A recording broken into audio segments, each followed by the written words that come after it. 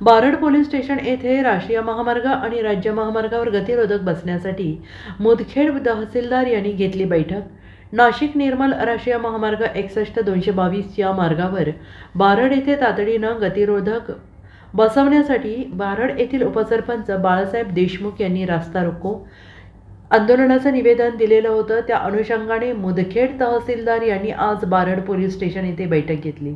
मुदखेड तालुक्यातील राष्ट्रीय महामार्ग आणि राज्य महामार्ग क्रमांक 261 आणि 61 वर वारंवार सारखे अपघात होत असल्यामुळे बऱ्याच जणांना आपला जीव गमवावा लागलेला आहे आणि त्या अनुषंगाने राष्ट्रीय महामार्ग आणि राज्य महामार्गावर गतिरोधक न बसवल्यास रास्ता रोको आंदोलन करण्याच्या विषयावर चर्चा करण्यासाठी पोलीस स्टेशन बारड येथे आनंद देऊळगावकर तहसीलदार मुदखेड यांच्या अध्यक्षतेखाली बैठक आयोजित केली होती. तर या बैठकीत राष्ट्रीय महामार्ग व राज्य महामार्ग क्रमांक 261 आणि 61 वर गतिरोधक बसवण्यासाठी चर्चा करून राष्ट्रीय महामार्गावर कोणकोणत्या ठिकाणी गतिरोधक बसवण्याची आवश्यकता आहे याची पाहणी करण्यात आली. तर या बैठकीस आनंद देऊळगावकर तहसीलदार, संतोष केदासे सहाय्यक पोलीस निरीक्षक पोलीस स्टेशन बारड, बाळासाहेब देशमुख उपसरपंच बारड, हाटकर उपअभियंता राप नांदेड, राजेश यलगुलवार ट्रॅफिक पोलीस निरीक्षक,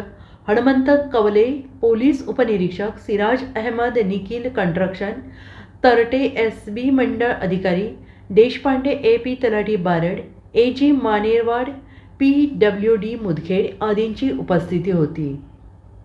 आतिक अहमद, मुदखेड तालुका, जिल्हा नांदेड. तालुकास्तरीय रस्ता सुरक्षा समितीच्या अनुषंगाने बारडला मागे काही घटनानुसार किंवा काही होणाऱ्या वाहतुकीच्या समस्यानुसार आपण या ठिकाणी तालुका घेतली आहे.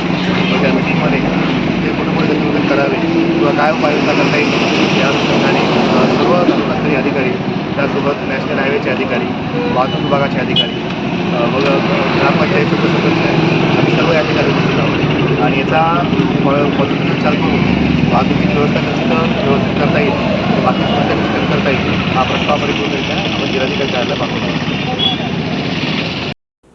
दिवसभरातील घडामोडींचा आढावा घेण्यासाठी पाहत रहा N24 मराठी न्यूज चॅनल.